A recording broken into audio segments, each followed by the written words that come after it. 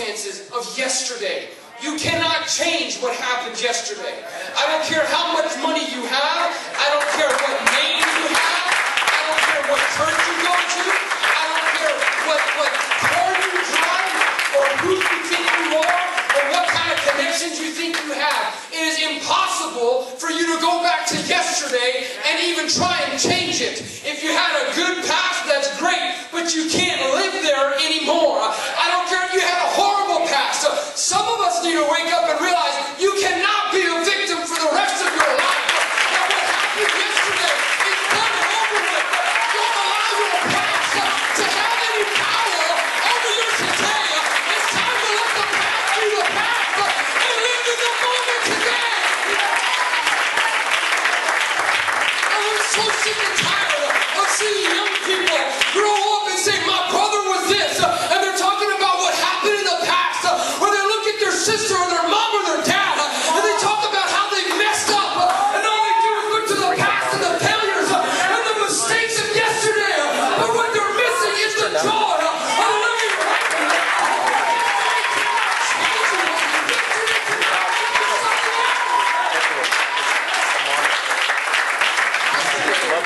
Only has as much power over you as you will allow it to have. Luke 9:62 said, and Jesus said unto him, no man having put his hand to the plow and looking back is fit for the kingdom of God. You cannot even make it into heaven if your hands are on the plow and you keep looking back into yesterday. If your vision is on yesterday, you're going to see nothing but failures and mistakes.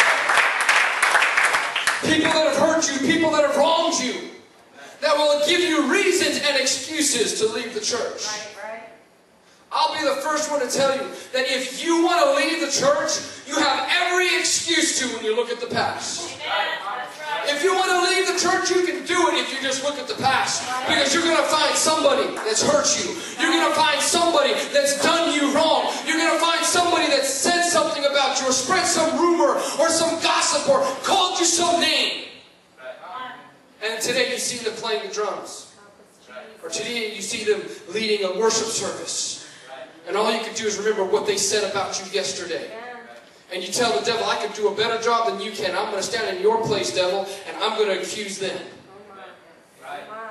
Sometimes we teach the devil a new trick. What we've got to do is really learn to be like Jesus. Where even in the present moment, when he was being crucified, he said, forgive them. When Stephen, when he was laying under a pile of stones, he said, Father, don't lay this sin to their charge. So many times, though, we look at people and judge each other. And we say, but they did this yesterday. Or they did that right before we walked into church. Or I know where they were at last night. What you don't understand is what they're struggling with. You don't know what life they're going through at home. You may think you've got it all bad and you think your life is horrible, but you don't know what the person sitting next to you is going through. But you can't live in yesterday. The other question is, can you live in tomorrow? There are people willing to spend thousands and thousands of dollars to try and freeze their body so that when they, in the future, create a cure for cancer, they can be revived from their frozen state and be reborn, if you will. There are people that always are looking towards the future. Even Mary and Martha had that problem. They said, oh yeah, God, we know that he'll live again. We know that Lazarus is going to live again in the last day. We know that it's going to happen future tense. And Jesus said, if you knew who I was. See, so many of us, it's so easy to walk into church and believe God for our family to be saved tomorrow. It's so easy to walk into church and believe God for a miracle for tomorrow. Because it doesn't require anything of us right now. It's so easy to walk into church and say, well, God, I'll live for you tomorrow. Tomorrow's going to be a glorious day. There are so many promises that are going to be fulfilled tomorrow. There are so many lives that are going to be changed tomorrow. People are always looking to the future. In James 4 and 13 through 15 it says, "Go to now, ye that say, today or tomorrow we will go into such a city, and continue there a year, and buy and sell, and get gain. Whereas ye know not what shall be on the morrow. For what is your life? It is even a vapor, that appeareth for a little time, and then vanisheth away. For that ye ought to say, if the Lord will, we shall, and do this or that." In other words, what the scripture is saying is, there are people that have in their mind, I'm going to do this, I'm going to plan here, I'm going to go to college here, I'm going to do this, I've got all these great plans. And all the while God's saying, look, you need to have an attitude that if I will let it, it'll happen. There are so many people that are trying to get gain. They're trying to garnish things and bring in all these blessings and get all these things ready for tomorrow. And all the while, they don't even have an idea that, as the scripture says, that tonight their soul is going to be required of them. The rich man that worked so hard and he was doing good. And then yet he said, I'm going to take it easy now. And then the scripture says they called him a fool.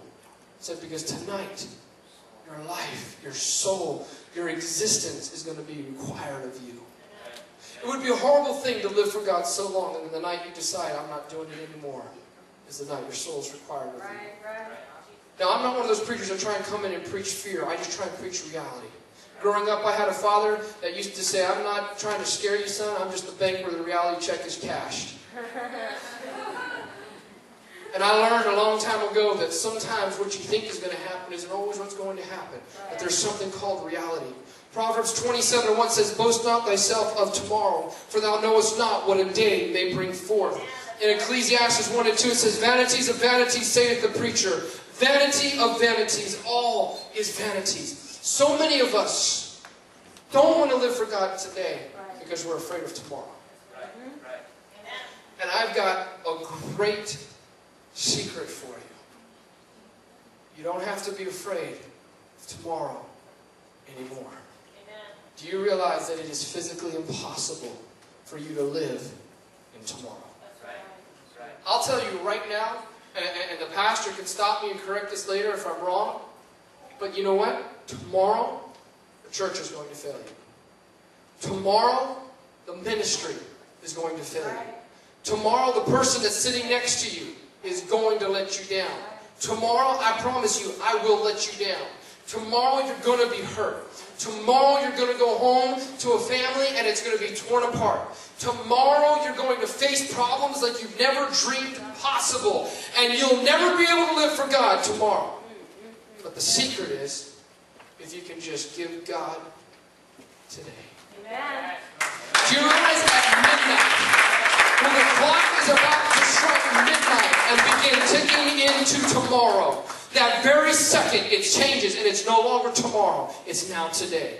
You can never go back to your past and change anything or do anything about it. You can never go to your future and live there. All you can do is live in right now. All you can do is live for today. And so people, you look at 12-step programs and all the programs that man has, you know what you try and tell them? Hey, it's 12 steps. No, it's not 12 steps. It's one step. If I can make it in today. If I can just live for God today. If you wake up in the morning and say, God, I'm not worried about tomorrow. Tomorrow's got its own problems. Tomorrow's got its own circumstances. Tomorrow's got its own failures and letdowns. But if I can just live for Him today. If I can wake up in my mind and say, oh Jesus. If I can wake up and say, it does not matter what my life is like right now. If I can live for Him today. In Hebrews 13 it says, but exhort one another daily while it is called today, lest any of you be hardened through the deceitfulness of sin. For we are made partakers of Christ if we hold